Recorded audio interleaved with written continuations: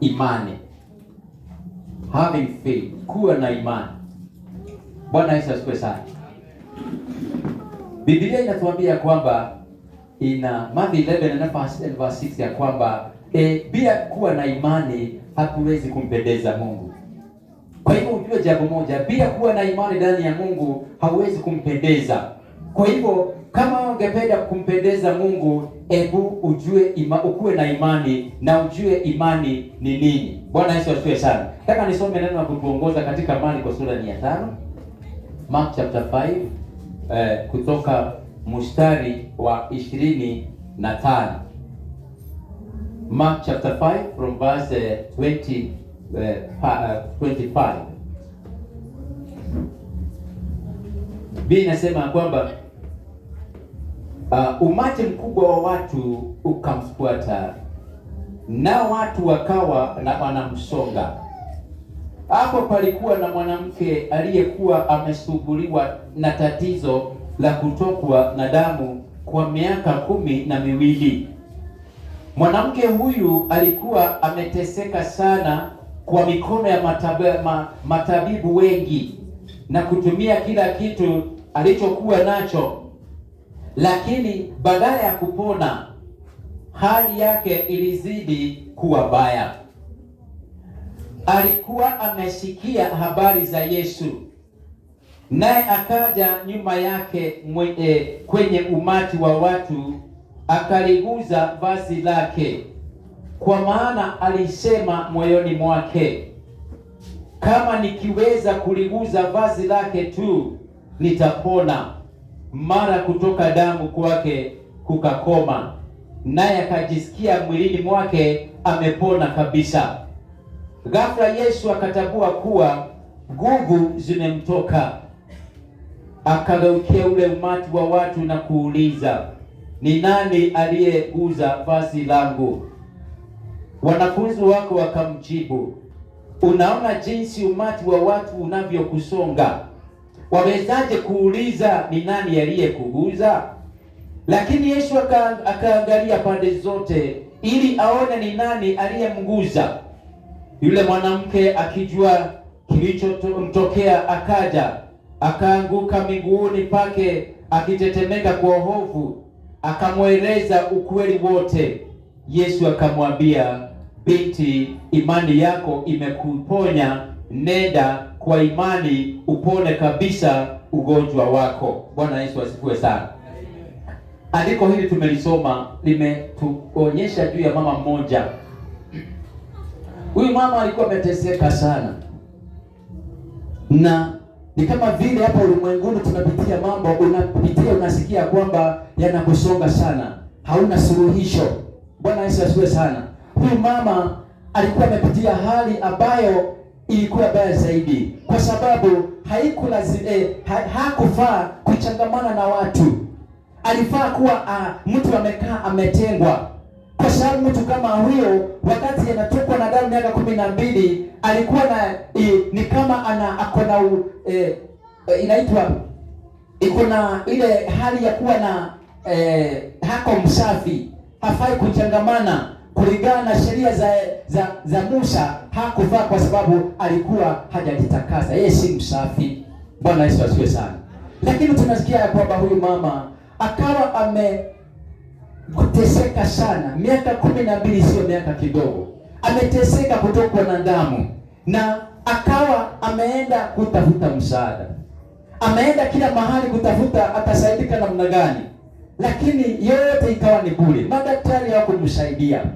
Labda hata kama kwa waganga akaenda, alijaribu njia nyingi, akatumia hata na mali yake, hakuweza kupona. Lakini huyu mama tunaona siku moja akiamua kwamba amesikia habari za Yesu, amesikia kile Yesu anafanya, amesikia kwamba Yesu anaponya watu, akasema sasa mimi nitafanya jambo najua halifai, lakini hilo jambo ndio nitafanya. Huyu mama aliweza kung'ang'ana katika kwa umati, akang'ang'ana hata akijua kama angejua kwa hivyo angempiga na mawe, akajua nitang'ang'ana. Akang'ang'ana na umati, na akasema, akazingatia moyoni mwake, akasema ikiwa tu nitaguza vazi la Yesu nitapona. akawa na hiyo jambo la imani ya kwamba akiguza vazi la Yesu atapona, na kweli akang'ang'ana kabisa. Akaenda mahali umati ulikuwa mkubwa, na wakati aliuza vazi la nguo ya Yesu akaweza kupona.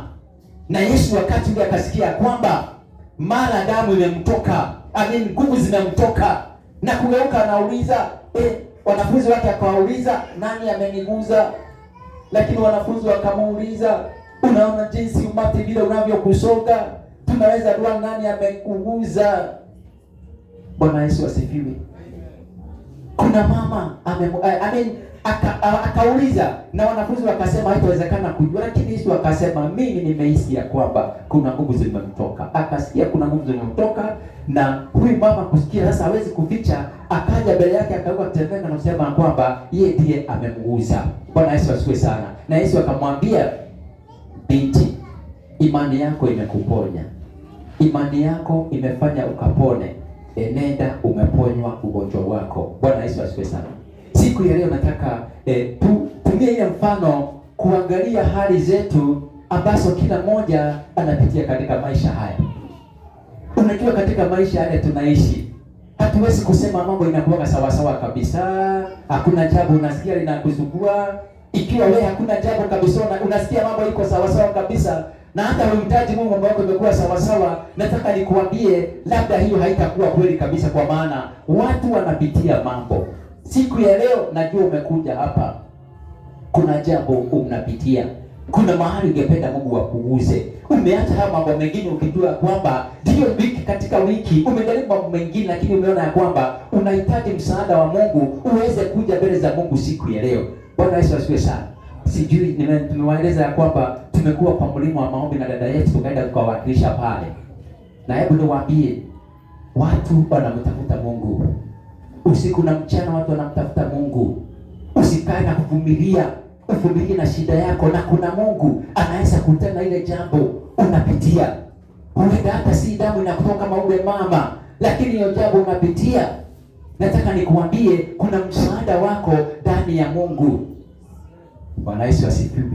Kuana ukienda kwa Mungu na kumwambia Mungu, nimekuja niko na hii. Bwana Yesu asifiwe sana. Kuna mwimbaji aliimba akasema, Holy Ghost do it again. Roho Mtakatifu nifanyie tena, niguze tena. Bwana Yesu asifiwe sana. Inaenda kwamba Roho Mtakatifu niguze tena, niguze tena maishani mwangu, nifungue macho nimwone Yesu akiwa kwa kiti cha enzi. Tuimbe zote. Roho Mtakatifu niguze tena, niguze tena maishani mwangu, nifungue macho nimwone Yesu ameketi kwa kiti cha enzi. Bwana Yesu asifiwe sana. Wakati nakuja hapa, tunahitaji kumuona huyu Yesu. Ndio mimi mhubiri, ni kazi nimepewa na Mungu wa kufanya hii kazi nafanya. Nimeitwa kuhubiri hili neno na nitalihubiri hili neno, lakini ujue ya kwamba nimeitwa kuhubiri hili neno. Yesu ndiye amekalia kwa kiti cha enzi, na yeye tangu mwanzo ndiye anatufanyia kazi katika maisha yetu. Wokovu wetu ni Mungu anaufanyisha kazi. Hakuna mtu mwingine anafanyisha kazi wokovu wetu. Wewe uliokoka, lakini haufai kukaa ukiteseka katika hali ambayo unapitia. Bwana Yesu asifiwe sana. Unajua jambo moja, katika majuma kadhaa tumepita, tumekuwa na jambo ambalo limekuwa ni hatulielewi. Bwana Yesu asifiwe sana. Pastor alikuwa halielewi. Bwana Yesu asifiwe sana. Pastor alikuwa anauliza nini kimeenda mbaya, na nikasema sisikii kama mahali hapa ni bahali nimekuwa nikija nasikia tofauti, na nikasikia kwamba I need to seek sababu ya jambo kama hii. Bwana Yesu asifiwe sana. Lakini siku ya leo nataka niseme ni shambulizi la shetani lilikuwa juu yetu. Bwana Yesu asifiwe. Hakuna mtu alikuwa amekosea. Lakini wacha nikuambie, mahali shetani alikuwa amejaribu kututupa, hiyo majumba machache yamepita. Nataka nikuambie, alikuwa anataka kutupa mahali baya sana. Kusudi lake haikuwa sawa sawa. Kusudi yake haikuwa nzuri. Shetani alikuwa ameamua, nyinyi nitawagonga. Na kwanza nitaoga pale juu nigonge huyo. Hata mchungaji huyo nitagonga. Bwana Yesu asifiwe. Lakini siku ya leo nataka nikuambie, Mungu ameanza kujidhihirisha. Ameamua atatupatia mwanzo mwingine. Ameamua atafanya kazi jipya. Ameamua atakaa maisha ya kushindwa. Bwana Yesu asifiwe sana. Hatutaishi tukishindwa. Huyo shetani ndiye atashindwa. Unajua acha niwaambie, our sister Mama Tracy anaweza kupiga muhuri ya kwamba nilienda conference ambayo sikuwa nimejua ni conference ambayo ilikuwa nipate suluhisho ya kile tunapitia. Na acha nikuambie, nilipata suluhisho ya kile tunapitia. Bwana Yesu asifiwe sana. Nikapata ni shambulizi, ni shetani ametushambulia. Na nikaenda kwa ile conference ambayo ilikuwa inafundishwa juu ya na ningependa mimi sihubiri juu ya Deborah, lakini ilikuwa inaongea juu ya kuinuka kwa Deborah, a rising of Deborahs. A rising of Deborahs. Hiyo utaenda kujisomea. Nataka kila mtu ajisomee. Utaenda kujisomea. Judges chapter 4, andika mahali. Sihubiri juu ya hiyo, lakini kila mmoja enda usome. Sio kuna Biblia. Enda usome Judges chapter 4. Uone ile kazi mtu alikuwa anaitwa Deborah alifanya. Bwana Yesu asifiwe sana. Wana wa Israeli walikuwa wameteseka sana. Walikuwa wameteswa kabisa. Kama vile shetani siku ya leo anaamua atutese kama kanisa na atutese pia kibinafsi, akutese mahali uliko na kile unafanya. Bwana Yesu asifiwe sana. Lakini siku ya leo nataka nikuambie, hiyo kumateso, nataka ujue wewe je uko na suluhisho. Bwana Yesu asifiwe sana. Yesu ndiye alileta wokovu.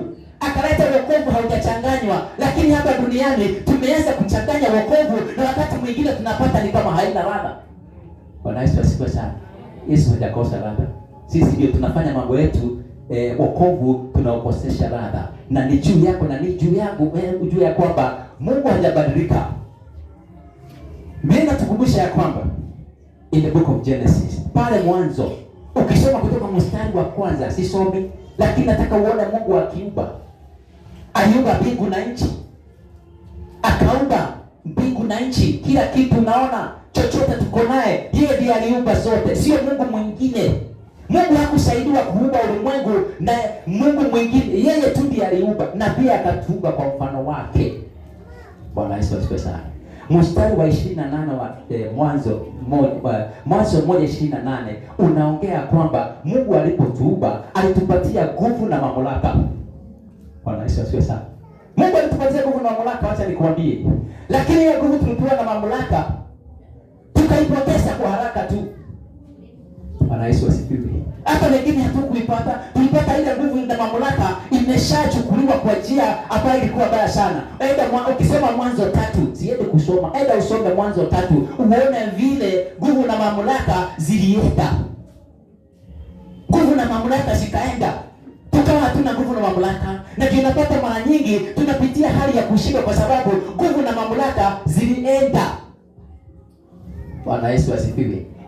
Na katika Agano la Kale watu wakaishi kama ile nguvu na mamlaka haiko. Bwana Yesu asifiwe sana. Wanajaribu kufanya jambo nzuri hawawezi. Kwa sababu gani? Tulibadilisha nguvu tulikuwa tumepewa, mamlaka tulikuwa tumepewa, lakini tukabadilisha. Lakini namshukuru Yesu kwa sababu yeye ndiye alikuwa pale katika wakati wa uumbaji wa mwanadamu na wakati wa mbingu na nchi ziliumbwa. Lakini tunamwona katika in the gospel, tunaona Yesu akija. Na Yesu alipokuja, alikuja kurejesha ile nguvu na mamlaka kwetu. Bwana Yesu asifiwe. Nguvu na mamlaka tulirejeshwa, lakini it is not working automatically. Ukisoma, wacha tufungue Wakolosai 2:14. Wakolosai 2:14 uone kile Yesu alifanya ambacho Paulo aliweza akiandikia Wakolosai, aliwaambia Wakolosai 2:14. Mstari wa 14 Biblia inasema kwamba Akiisha ama nianze mstari wa 13. Mlipokuwa wafu katika dhambi zenu na kutotahiriwa katika asili yenu ya dhambi, Mungu aliwafanya muwe hai pamoja na Kristo. Alitusamehe dhambi zetu zote, akisha kuifuta ile hati yenye mashtaka yaliyokuwa yanatukabili pamoja na maagizo yake. Aliondoa isiwepo tena, akigomea kwenye msalaba wake. Mungu akiisha kuzivua enzi na mamlaka, alisifanya kuwa kitu cha fedheha hadharani kwa kusiburura kwa ujasiri, akishinda katika msalaba wa Kristo. Bwana Yesu asifiwe sana. Wakati Yesu alikuja hapa duniani, ile mambo alifanya, ile miujiza Yesu alifanya, hiyo ilikuwa ya kutuonyesha ya kwamba amekuja na nguvu na mamlaka. Miujiza yote Yesu alitenda, huu ukiwa mmoja ambao tumesoma siku ya leo, ilikuwa ya kuonyesha ya kwamba mwanadamu hakuwa na njia nyingine ya kusaidiwa. Ilikuwa tu Yesu ndiye akona na nguvu na mamlaka, na hata kutoka mwanzo yeye pia alikuwa na zile nguvu na mamlaka. Na tumeambiwa ya kwamba Yesu aliweza kumshinda shetani. Na unajua alimshinda shetani kwa sababu katika Agano la Kale tulikuwa tunaenda kwa madhabahu ambayo ilikuwa ni mfano wa mambo ya Mungu. Bwana Yesu asifiwe sana. Tulikuwa tunaenda kwa madhabahu ya kwamba, na kulikuwa na kuhani mkuu ambaye alikuwa anaenda mpaka mahali palikuwa naitwa patakatifu patakatifu, na akienda pale kuhani mkuu alikuwa anafungwa ili ya kwamba kama kutakuwa na jambo ambalo linaweza fanya asitoke pale, avutwe, atolewe. Lakini Yesu akaja, na wakati alipokufa msalabani, pasia ya hekalu ikakatika. Pale ambapo palikuwa mtu hawezi kuingia, ikawa ni kwamba unaweza kuingia, na tukapata uhuru ya kuingia mahali pale, ukapata nguvu na mamlaka zile ambazo Mungu alikusudia ukuwe nazo. Bwana Yesu asifiwe. Tuko na nguvu na mamlaka, lakini wacha nikuambie, Yesu alikuja akamenyana na shetani, akamfuata, akachukua funguo hata za uzima na za mauti, akachukua mamlaka yote, alimnyang'anya mamlaka. Ile mamlaka tulikuwa na pale mwanzo ikaweza kurudishwa, lakini ni ya kwamba it is not working automatically. Bwana Yesu asifiwe sana. Wewe una kazi ya kufanya. Unakumbuka vile natuambia kwamba Yesu aliweza kumvua silaha shetani. He was disarmed. Alinyang'anywa zile silaha alikuwa nazo na Yesu. Shetani akanyang'anywa zile silaha alikuwa nazo, akanyang'anywa. Na wakati alinyang'anywa, muujiza ukatendeka. Wakati Yesu alifufuka, muujiza uliotendeka ulikuwa hata watu hawezi kuelewa, kwa sababu hata wale watu walikuwa wamekufa zamani, wengine walionekana katika barabara ya Yerusalemu, kwa maana walifufuka. Na Yesu alinyang'anya shetani silaha zake zote alikuwa nazo. Silaha akanyang'anywa, lakini wakati alinyang'anywa silaha, nguvu hakunyang'anywa.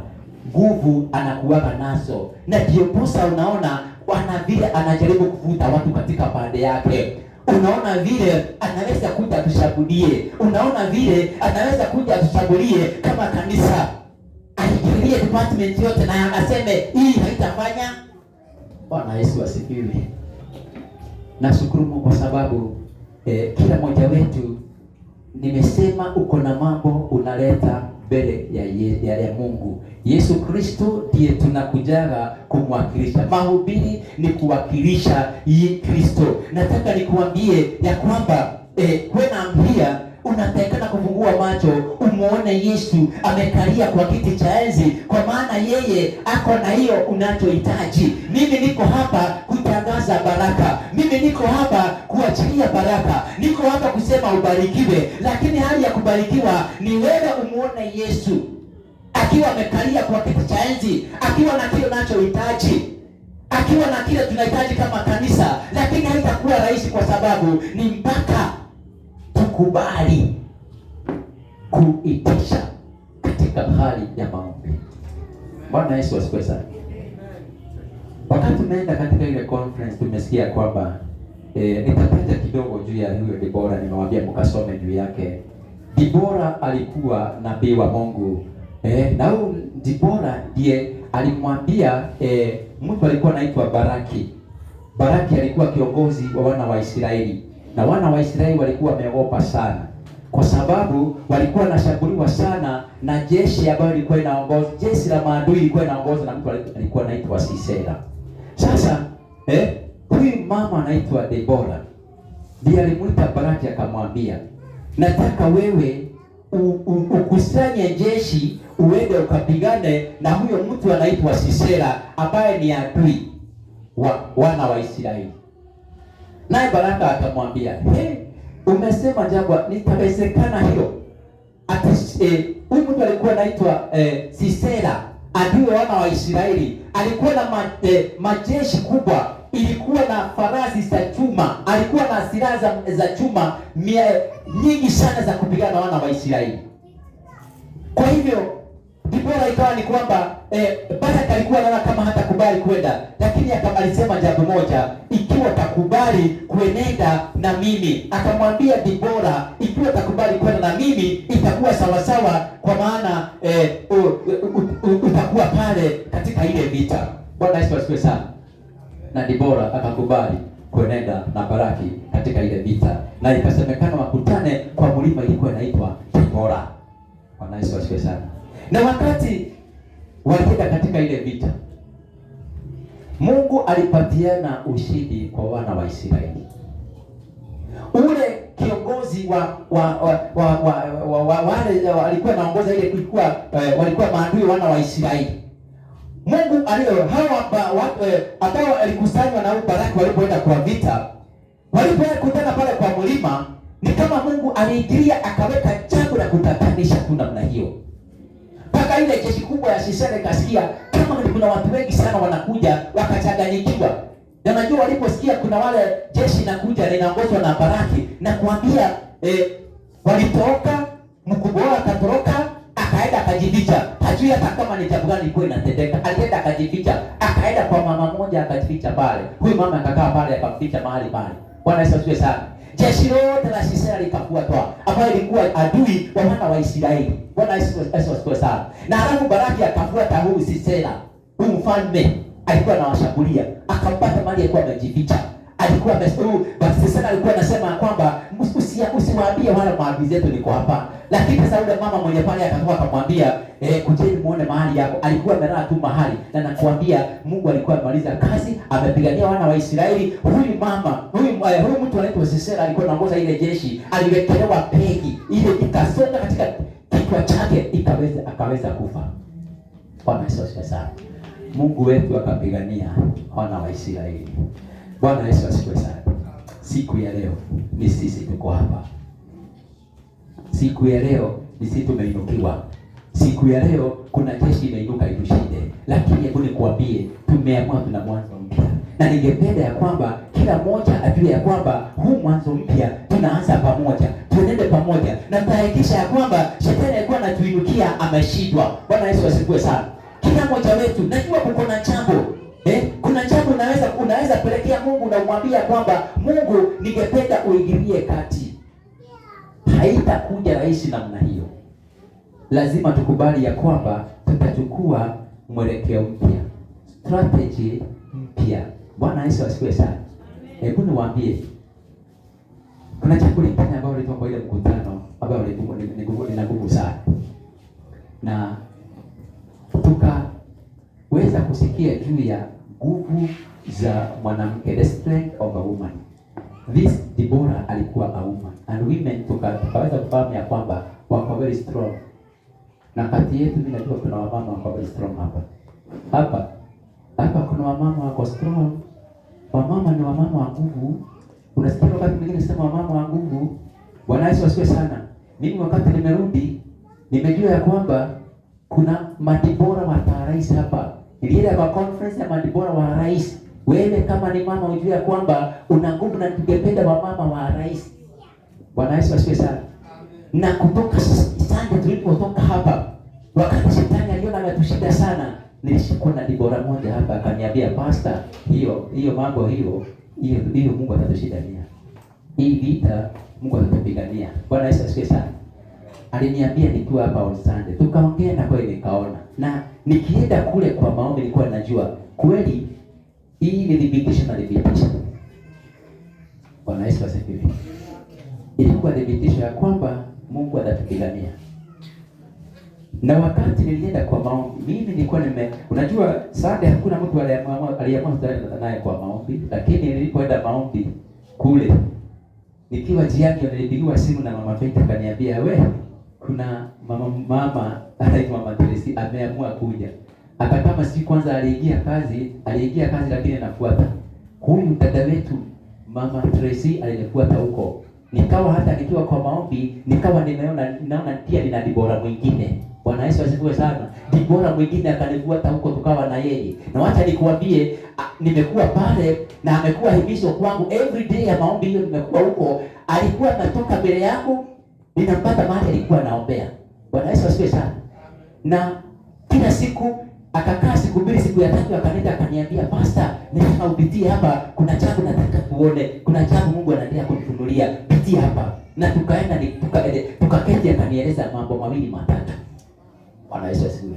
Na hiyo jambo alinieleza ni yale mambo tumekuja hapa na tukaelezwa kuna mwanzo mpya Mungu anafanya hapa. Lakini kama Mungu anafanya jambo mpya na watu wanatakana waaraise, wewe ukisoma hiyo Dibora vile alifanya, wewe uamue kuwa Dibora wa mahali hapa. Bwana Yesu asifiwe sana. Hatuwezi kaa tukishindwa kila wakati. Wewe amua kuwa Dibora wa hapa. Ukiona kanisa limeshambuliwa, wewe unasimama unasema kwamba kanisa halitashambuliwa. Bwana Yesu asifiwe sana. Hatutakaa tumeshambuliwa na kushindwa, tutainuka na tufanyie Mungu kazi. Bwana Yesu asifiwe sana. Na hebu niwaambie, dada yetu kwa pale akaniambia, pastor, Mungu ananionyesha jambo hili ya kwamba tuwe na mwanzo mpya. Unafikiri jambo hili ndio kwa nimetoka sisi kama ndugu hakuwa na sisi. Aliniambia amenionyesha ya kwamba kanisa hili linataka jambo mwanzo mpya, na ndio huu tunaanza huu. Na ndio nimesema hata sasa tumutiende mjue ya kwamba kanisa basi na msiende mjue ni hapa ndio beginning. Kuanzia leo labda wiki nyingine mtaingia kwa, lakini leo nataka mjue tuko na ndio beginning. Bwana Yesu asifiwe sana. Vile tulikuwa tunafanya mambo hatufanyi tena. Hatufanyi kama hivyo mbeleni. Hapana, tunamaanisha hatutaki ile wokovu inakaa kawaida tu. Ile wokovu inakaa kushindwa. Watu wanasema wamekaa kile wakitembea ni kama wameshindwa. Bwana Yesu asifiwe sana. Kanisani tunakuja kama watu wamekujwa na shetani. Bwana Yesu asifiwe sana.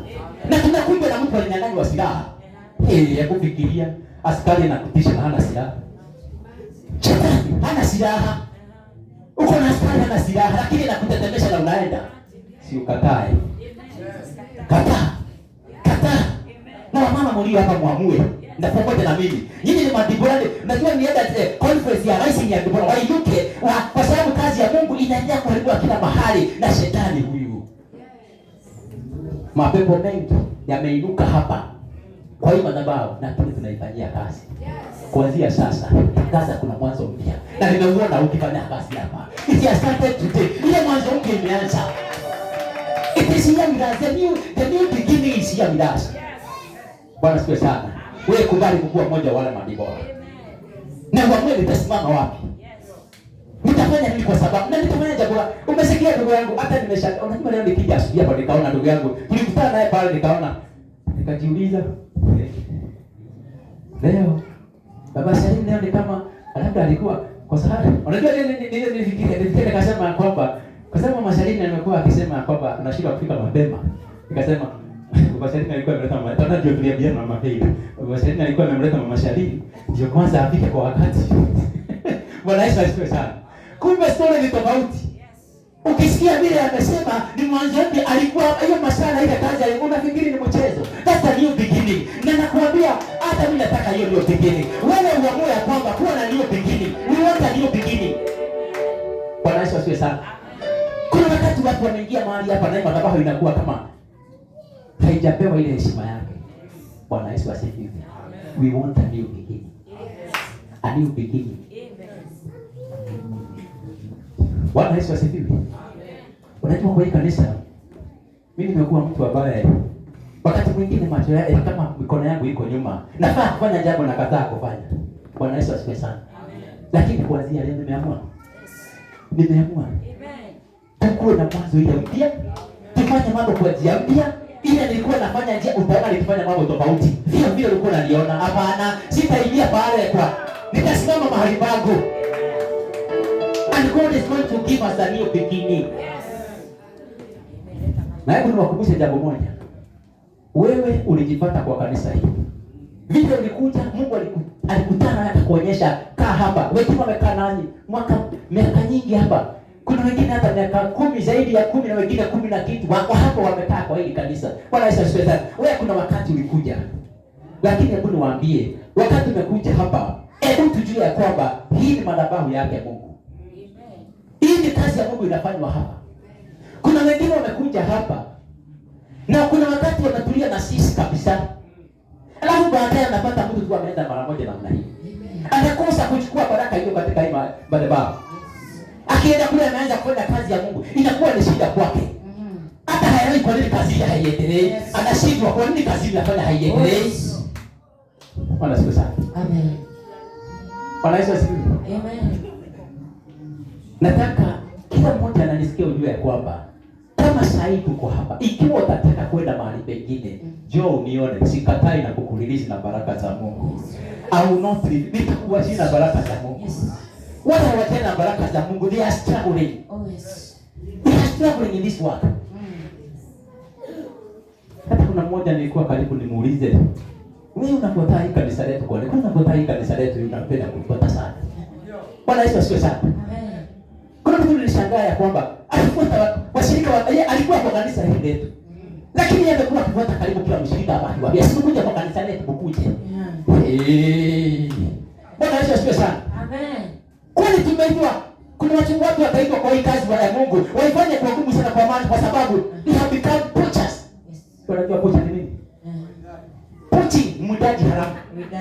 Mtu anaita kiharamu.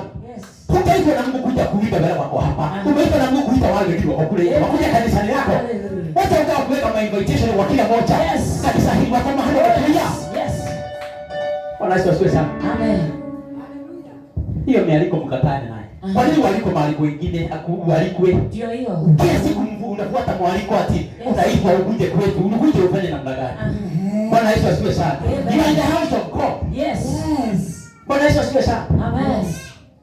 Kwa hivyo mpendwa, hebu niwaambie kuna watu wale wameenda bila ile baraka na kuambia ni afadhali usiende kama umefahamu sasa ya kwamba hii ni madhabahu yake Mungu. Sisi ni mwili wa Kristo.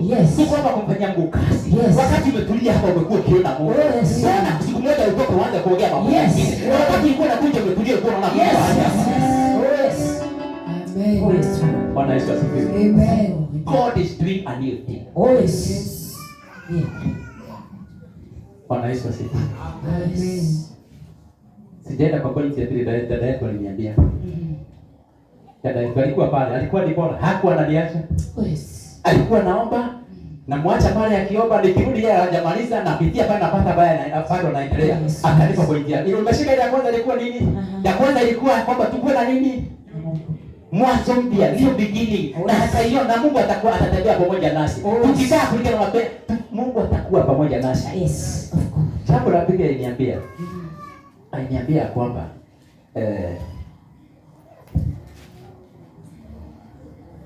nikiwa hapa kama pastor niwache kusema sina baraka yenu. Na nikamwambia kwamba mimi nikiwa hapa nimeitwa na Mungu kutangaza baraka. I'm here to proclaim the blessing of God upon your life. Yes. Bwana Yesu asifiwe sana. Yes. Kwa hivyo nikisimama hapa nikiongea neno la baraka, unapokea ile kwa nikuongea ninaongea. Si baraka niko naye. I don't have it is in God. Okay, Mungu amenipa tu kazi ya kuannounce baraka. I pronounce a blessing upon you. Nitangaze baraka juu yako. Amen. Bwana Yesu asifiwe sana. Amen. Na siwezi kataa hiyo, na nitaka nikuambia kwamba Kristo ndiye ako na baraka yetu. Nimeimba wimbo nikasema kwamba Roho Mtakatifu niguze tena maishani mwangu, nifungue macho nimwone Yesu akiwa kwa kiti ya enzi. Yesu ndiye ako na baraka zetu kwa kiti cha enzi. Yes. Alimunyang'anya shetani nguvu na mamlaka. Yes. Lakini nguvu anazidi kuita kila mmoja wetu. Yes. Lakini ni wewe sasa ukue dibora moja wa kusema kwamba ninakataa hizo baraka zangu ziweze kuchukuliwa. Yes. Wewe ukatae na mimi nikatae. Ukikuja hapa hana nguvu, ameshindwa, anafikisha mahali kama Sisera aliyewekwa kwa begi, hata kosa nguvu kabisa. Yes. Yes. Tunafanyia Mungu kazi. Yes. We are going to eat from the table in the presence of our enemies. Tutashiriki meza mbele ya maadui zetu. Yes. Najua shetani hataki hivyo. Lakini hebu niwaambie, we are prepared. Yes. Niko prepared. Yes. Madibora mkeni. Oh yes. Fanyeni kazi yenu. In the name of Jesus. Oh yes. Hallelujah. Oh yes. Bwana Yesu asifiwe sana. Oh yes. Kanisa hili halitakaa mahali lilikuwa. Yes. Kuna madibora wa mkeni. Bwana Yesu asifiwe sana. Oh yes. Kwa hivyo nikawa kwamba hilo jambo umeshika jambo la pili ya kwamba I can proclaim a blessing, natangaza baraka. Yes. Niko kwa mdomo wangu nikiachilia a thing, nikitangaza jambo linatokea. Bwana Yesu asifiwe sana. I can pronounce a blessing. Let me tell you, the blessing is coming from The God. name of Jesus. Bwana Yesu asifiwe. Amen. Dada yangu, nataka nikwambie jambo moja. Yes. As we continue serving God in this place, yes, our God is able to do kile ambacho nataka kila mmoja kwa kanisa hili chukua sehemu yako. Yes. Ona kile unaweza fanya. Amen. Ona kile unaweza fanya. Amen. Ni bora wako hapa kutushika mkono. Bwana Yes. asifiwe sana. Oh yes. Niwaonyesha, unaona praise and worship team ilikuwa imeshabuliwa kwanza. Praise and worship team ilikuwa imeshabuliwa. Mpaka nikashangaa tuelekee namna gani.